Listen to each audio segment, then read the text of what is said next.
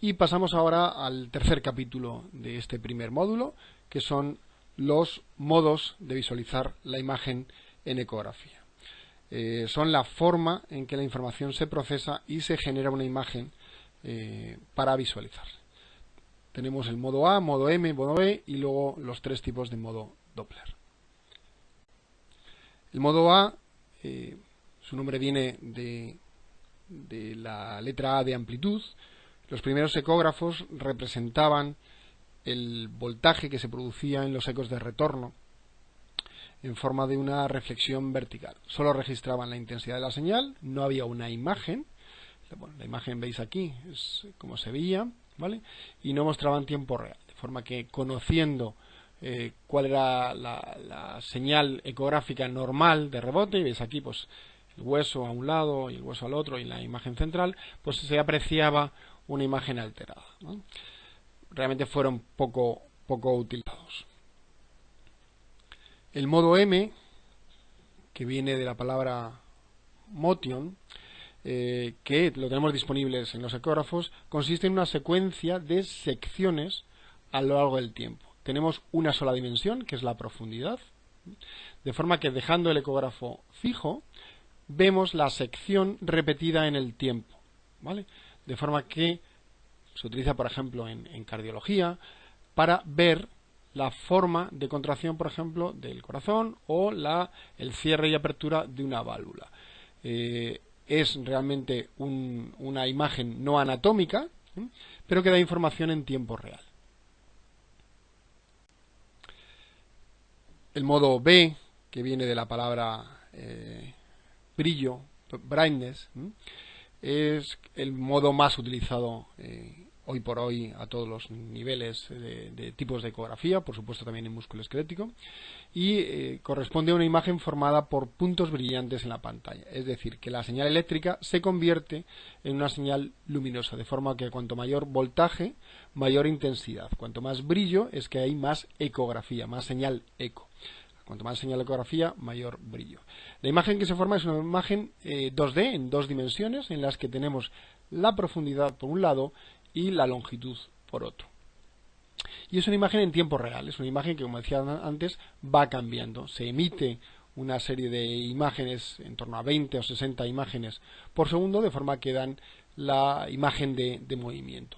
Y sí que es una imagen, en este caso ya anatómica, en que se visualizan los diferentes, por ejemplo, vemos aquí el fémur y la rótula, y se puede reconocer en escala de grises los elementos anatómicos. Respecto al Doppler, hay tres formas de visualizar las imágenes: el Doppler espectral o pulsado, el Doppler color y el Power Doppler. El Doppler espectral consiste en básicamente localizar un punto en la que se recoge la señal Doppler, se centra en un punto, por ejemplo aquí en este caso a nivel de la arteria, y la señal que vemos nos identifica la intensidad y la dirección de la señal sonora. Es una onda que vemos aquí y es una onda en tiempo real, pero no nos da una imagen anatómica. Eso sí, nos permite oír la señal. Este Doppler espectral lo podéis utilizar, está en todos los ecógrafos, pero no tiene mucha utilidad en músculo esquelético. Una segunda forma de visualizar el Doppler es el Doppler color. El Doppler color asigna un color en función de la dirección y de la velocidad del elemento que se mueve, rojo cuando se acerca a la sonda y azul cuando se aleja, y la intensidad del color depende de la velocidad. Es útil cuando queremos ver elementos con un flujo normal o alto, es decir, arterias o venas de un cierto calibre, pero no es útil para ver flujo más pequeño, ¿no?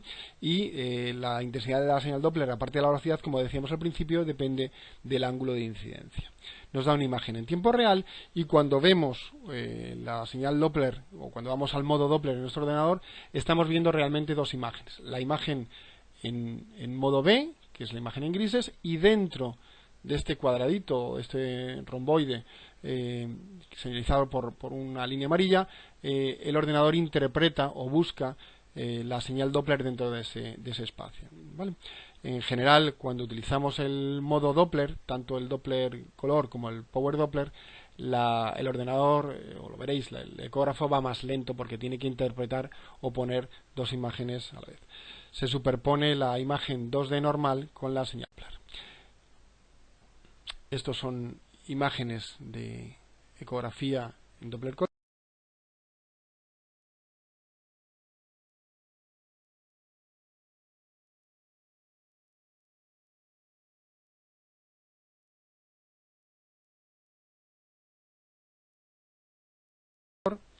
Y por último el modo Doppler, en el que es otra forma de interpretar la señal Doppler que se genera. Se colorea en función de la intensidad de la señal, pero en cambio no detecta ni la dirección ni la velocidad. El color va desde un amarillo muy clarito hasta un rojo intenso y se utiliza fundamentalmente para detectar un flujo lento y pequeño, básicamente un flujo capilar o un flujo de hiperemia. No depende tampoco del ángulo y la imagen que nos da es en tiempo real. Y como pasaba con el Doppler color, se superpone las dos imágenes, la imagen que tenemos aquí del modo B, la señal 2D, y encima en la zona seleccionada el ordenador nos interpreta la señal Doppler que se visualiza.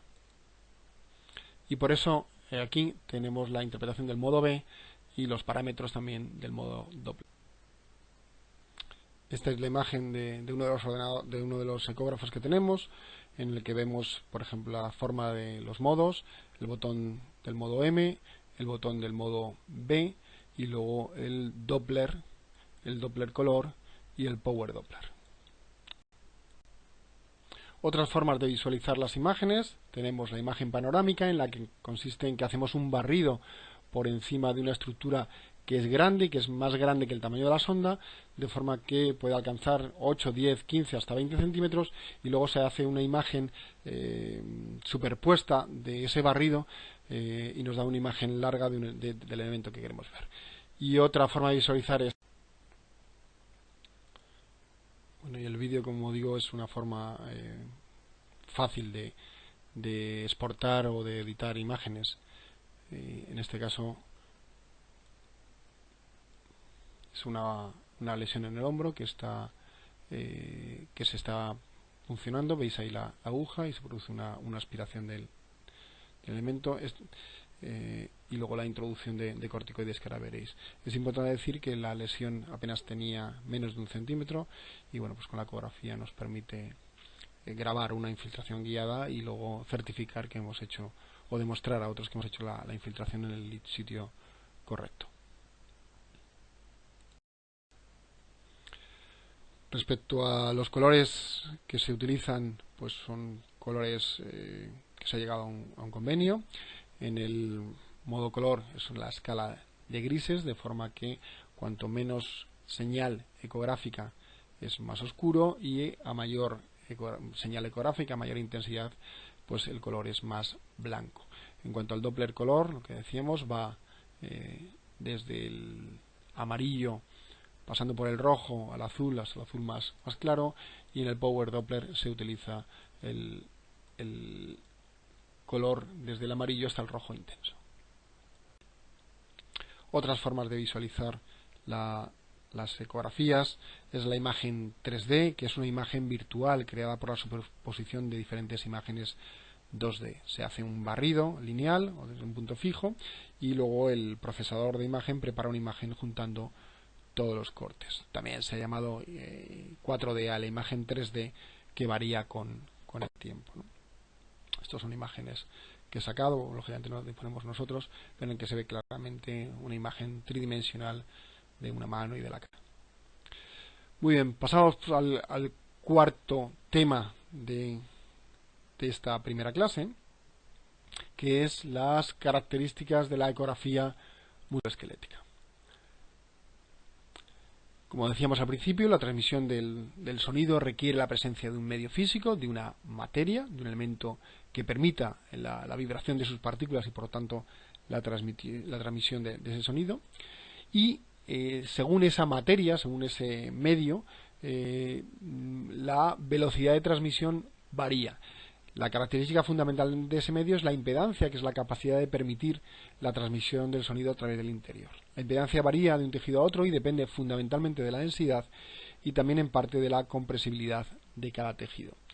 Y como decíamos previamente, dos tejidos que están en contacto pero que tienen una diferente impedancia forman una interfase y cuando el sonido llega a una interfase, cambia de un medio a otro, se produce la reflectividad, se produce el efecto eco, de forma que una parte del sonido vuelve hacia la sonda. Esta reflectividad depende de la impedancia y del ángulo de incidencia. El aire, como veis, tiene una baja densidad y por lo tanto la transmisión es muy baja. En segundo lugar están los elementos de densidades en torno a 1, parecidos al agua, que tienen velocidades de transmisión e impedancias muy parecidas, y por último el hueso. De forma que básicamente va a haber una gran diferencia entre el aire y los elementos, el músculo, la piel, la grasa, y también una gran diferencia entre estos elementos y el hueso. Cuanto mayor sea esa diferencia entre las impedancias de ambos medios, mayor será su reflectividad y la intensidad de los ecos será mayor, es decir, que será más ecogénica. La interfase entre aire y partes blandas es muy reflectiva, ¿no? Como decimos, hay una gran diferencia entre las impedancias entre el aire y las partes blandas, de forma que prácticamente todo el sonido que atraviesa el aire rebota. Por eso tenemos que utilizar un medio, que es un medio acuoso, que es el gel, ¿no? Y por último, también entre las partes blandas y el hueso, también una gran impedancia. Por eso casi todo el sonido que pasa desde el músculo o tejidos blandos al hueso rebota. Por lo tanto, el espectro de visión está entre el tejido celular subcutáneo y la cortical del hueso. Totalmente perpendicular al objeto, este sería el objeto, y la sonda emite un sonido que tiene que ser perpendicular. Si queremos ver la otra cara, pues también tiene que ser perpendicular. Esto es importante porque si incide de forma oblicua, el sonido rebota, pero no vuelve a la sonda, por lo tanto perderíamos esa señal. Las estructuras que reflejan mucho los ultrasonidos son hiperecoicas o hiperecogénicas y dan una imagen en el ecógrafo blanco o gris claro. Por el contrario, por ejemplo, y sería, dentro del ejemplo más típico, es el hueso, que da una imagen altamente hiperecogénica porque rebota prácticamente todo el sonido. Y por el contrario, las estructuras que propagan mejor los ultrasonidos son hipoecoicas o hipoecogénicas o anecoicas o anecogénicas y dan una imagen de un color gris oscuro o negro respectivamente. Típicamente es el agua o el derrame articular que da una imagen, si no tiene material en su interior, da una imagen casi anecoica. Las interfaces reflectantes que generan los diferentes materiales en contacto se verán en el monitor en una escala de grises, ¿no? Esto es importante. El agua da una imagen prácticamente anecoica, una imagen sin señal ecogénica y por lo tanto negro o un gris muy oscuro. Los tejidos ricos en células dan una imagen hipoecoica con un gris oscuro. Los tejidos más fibrosos dan un color gris más claro y el hueso, las imágenes de material cálcico son hiperreflectantes y todo el sonido rebota de forma que produce una señal de color blanco. Este es un quiste popliteo y veis que se produce una emisión del sonido y a partir del borde del sonido pues se transmite y apenas hay eco hasta que llega a la parte posterior en que vuelve a emitir.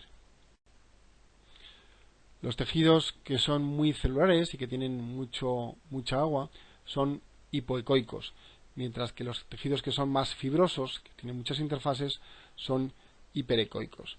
Esta es una imagen de un músculo en el que se alteran zonas hipoecoicas, zonas que son de tejido muscular, y zonas hiperecoicas que corresponden a zonas fibrosas o de septos intermusculares. Los ultrasonidos no se propagan a través del hueso, ni materiales cálcicos, como hemos dicho, ni en el aire, por lo que reflejan en su superficie. Debido a este fenómeno, los huesos y las calcificaciones se visualizan como líneas hiperecoicas, hiperreflexivas, muy ecogénicas, que corresponden a la superficie más próxima de la sonda. ¿Veis? Esto es un hueso calcáneo y, digamos, todo el sonido que viene de la sonda rebota y vuelve para atrás. De forma que debajo realmente no vemos nada. Debajo del hueso no vemos ninguna imagen porque no atraviesa nada del sonido. Y esto es una imagen que no debería estar aquí, que es una calcificación en un tendón aquileo, y como veis, pues también por debajo de esa calcificación, no es hueso, sino es un tejido calcificado, tampoco hay imagen ecográfica. Se produce lo que llamamos la sombra acústica.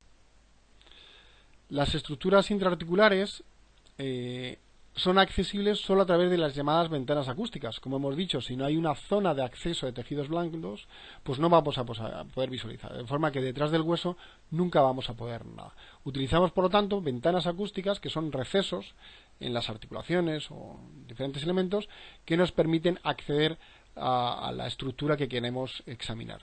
Son zonas donde, debido a la ausencia de hueso, penetran los ultrasonidos correctamente. ¿Y cuáles son las aplicaciones de la ecografía a nivel musculoesquelética?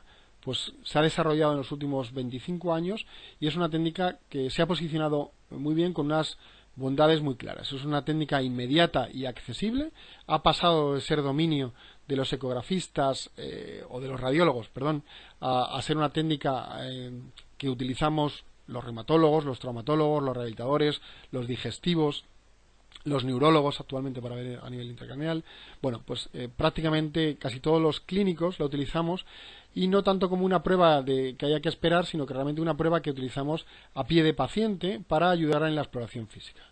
Está controlada por el clínico, es una prueba dinámica que nos permite explorar el movimiento, y eso en la radiografía ni en la resonancia no se puede hacer. Se puede repetir y no tiene irradiación. Como decíamos, la onda sonora no es lesiva para los tejidos de los seres vivos. Por lo tanto, es de gran ayuda diagnóstica. ¿Y para qué sirve en el aparato locomotor? Pues lo utilizamos para detectar derrames, sinovitis, hipertrofias, para detectar colecciones líquidas donde no debería haberla, o abscesos, quistes o gangliones, para ver la estructura de los tendones y detectar tenosinovitis, tendinitis, roturas de tendones o de las inserciones de los tendones, las entesopatías.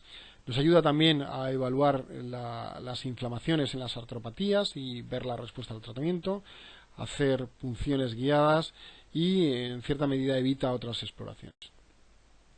Como decía, no es una prueba para realizar retrasada en el tiempo, sino que se debe complementar con la exploración física, pero tiene algunos inconvenientes, y es que lógicamente hace falta un ecógrafo, que como sabéis no es un aparato barato. Hace falta además un tiempo de aprendizaje, por eso estáis aquí. Hace falta además un tiempo de exploración, que se estima para hacer una ecografía musculoesquelética entre 20 y 30 minutos, para hacerla correctamente. Además depende del explorador, y además hay una cierta variabilidad, lógicamente, del explorador, de forma que se ha descrito una variabilidad interobservador según quien haga la ecografía.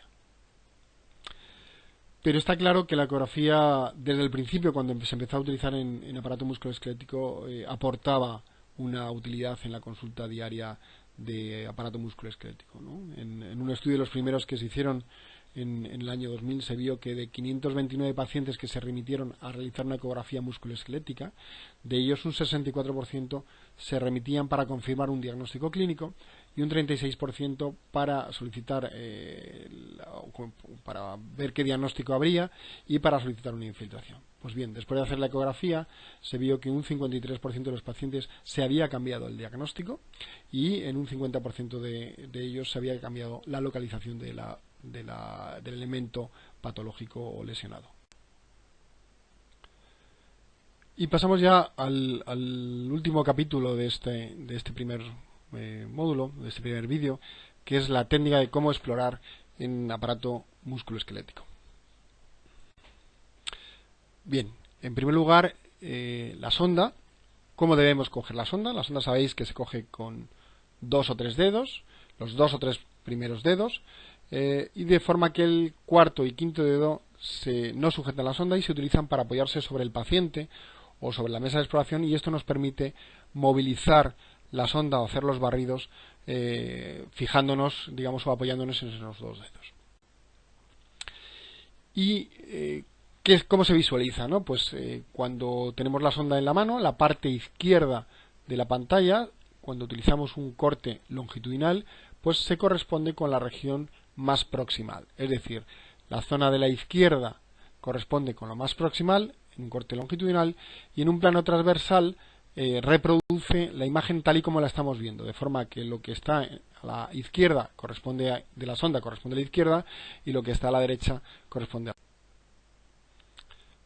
Es importante saber que las sondas tienen siempre una marca, o a veces ahora últimamente una pequeña luz que localiza el lado de la sonda que debemos agarrar los diestros, de forma que quede más cerca del dedo pulgar, ¿vale?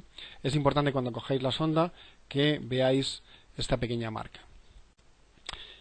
¿Y cómo se visualiza? Pues lo que decíamos, ponemos el ejemplo. Este es un corte longitudinal, y es longitudinal porque el eje de la sonda es paralelo al eje del miembro, en este caso del brazo. ¿Y qué se visualiza? Pues vemos aquí que vemos una imagen de forma que la parte de la izquierda es la más proximal, corresponde a esta parte de arriba, la parte más cercana al codo, y la parte más a la derecha de la imagen corresponde con una parte más distal. Eso es en el corte longitudinal. Corresponde a la zona más a la izquierda del paciente, y la marca que está, la imagen que está más a la derecha, corresponde con la zona más a la derecha del paciente. Y aspectos fundamentales para recordar cuando hacemos una ecografía musculoesquelética. En primer lugar, una buena colocación del paciente. Vamos a estar unos 20-30 minutos, por lo tanto es importante que el paciente esté cómodo. No tengamos al paciente con el brazo elevado colgando, porque llega un momento en que se agota. Y también es importante, bueno, pues para eso es importante poner una mesa de apoyo, o en el caso de que hagamos una ecografía de una pierna o rodilla, que el paciente esté tumbado, ¿vale? Y también es importante, como pongo aquí, que el examinador esté cómodo, no podemos estar en una posición forzada como medio sentado o levantando el brazo, porque se nos va a cansar, ¿vale? Es importante que estemos cómodos. La exploración está estandarizada por regiones, de forma que en cada una de las localizaciones que vamos a hacer ya hay un patrón de imágenes que debemos de buscar, un patrón de cortes o de posiciones de la sonda, está estandarizado. Es importante sobre todo al principio, utilizar bastante gel, ¿vale? El gel es relativamente barato, pero no es fundamental para visualizar bien las imágenes, de forma que si a veces ponemos gel o no lo ponemos correctamente, pues veremos imágenes, artefactos que no nos permiten visualizar bien lo que tenemos debajo. Es importante localizar la estructura que queremos ver, conocer la anatomía, por supuesto, pero buscar la estructura ecográfica. Una vez que la hemos localizado, obtener la mejor imagen. Para eso hace falta hacer pequeños movimientos a la derecha, a la izquierda, buscando que el sonido impacte sobre esa estructura de forma totalmente perpendicular. Cuando vemos una imagen alterada o una sospecha de lesión, podemos comparar con el lado contralateral. Esto es una cosa muy importante, y a veces solemos ser siempre simétricos, y a veces encontramos una lesión que nos parece, por ejemplo, una rotura del tendón, una rotura parcial, porque vemos una zona en que no vemos fibras, y le hacemos el contralateral y es exactamente igual. Por lo tanto, quiere decir que su tendón es así, ¿no? La ecografía nos permite la exploración dinámica, y esto es importante para ver ciertos elementos. Ya veréis cuando hagáis las prácticas que nos permite visualizar cómo se comportan los elementos. Es importante tener en cuenta los artefactos, que lo daremos en el siguiente vídeo. Y también es importante la sonopalpación, otros aspectos como es la presión cuando vemos la estructura, de forma que si se reproduce el dolor al comprimir específicamente ese elemento, pues nos indica que el dolor puede venir de esa estructura. Y por último, la compresión y descompresión, que se utiliza cuando estamos visualizando elementos probablemente líquidos, pues nos diferencia si se movilizan o no se movilizan de elementos más fijos. Y es muy típico, por ejemplo, para descartar una sinovitis o una hipertrofia sinovial con respecto a un derrame articular. Acabo con esta imagen del Hospital Ramón y Cajal, y espero que os haya sido de utilidad este vídeo. Muchas gracias.